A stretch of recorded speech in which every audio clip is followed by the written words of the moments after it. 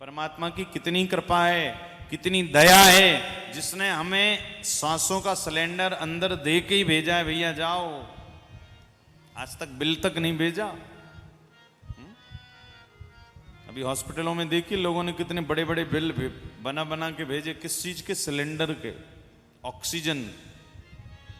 एक अखबार में मैंने पढ़ा हुआ था, गुजरात के किसी शहर की बात है कि एक बूढ़े बाबा लगभग 65-70 साल के कोविड पॉजिटिव हुए थे। ये अखबार में भी आई थी खबर कि जब वो एडमिट हुए हॉस्पिटल में, हॉस्पिटलाइज किए गए, तो ठीक हो गए ठाकुर जी की कृपा से कोविड पॉजिटिव के बाद।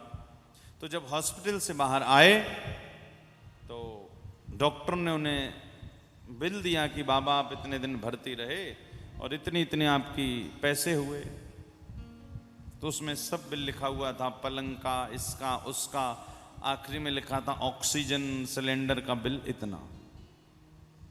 तो उन्होंने सारे पैसे दिए, किंतु जब ऑक्सीजन सिलेंडर के पैसे देने की बात आई तो वो जो बूढ़े बाबा थे उनकी आंखों में आंसू आ गए, रोने लगे। डॉक्टरों ने कहा यदि आपके पास नहीं है तो कोई बात नहीं, हम छोड़ देंगे। तो जो पैसे देने वाले थे, जिनका कोरोना ठीक हो गया था, उन्होंने कहा मैं इस कारण नहीं रो रहा हूं कि ऑक्सीजन का बिल इतना सारा आ गया, मैं तो बल्कि इस कारण रो रहा हूं कि परमात्मा ने हमें प्राकृतिक रूप से हमारे शरीर में ऑक्सीजन का सिलेंडर रखकर भेजा है। गोविंद कितने दयालु हैं, कितने भक्त वत्सल हैं कि आज तक ठाकुर जी ने कभी बिल नहीं भेजा, और यहाँ हॉस्पिटल में 15 दिन ऑक्सीजन ली तो ये बिल आ गया। परमात्मा कितने दयालु हैं, कितने कृपालु हैं कि आज तक महाराज उन्होंने कभी बिल नहीं भेजा।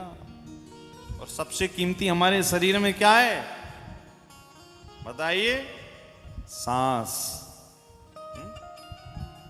ये श्वास के भरोसे तो जीवित होगी नहीं, इन्हीं श्वासों से ही तो सब करते हो।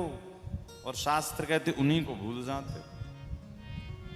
तो भैया इन श्वासों से जीवन में केवल एक ही काम करिए, क्या? गोविंद को जपते रहिए, कथा सुनते रहिए। और ठाकुर जी को बिल तो दे नहीं सकते, तो कम से कम श्वासों का धन्यवाद है कि गोविंद को इन श्वासों से भजन सुनाते रहिए, ठाकुर जी की याद करते रहिए, इसी में आनंद है।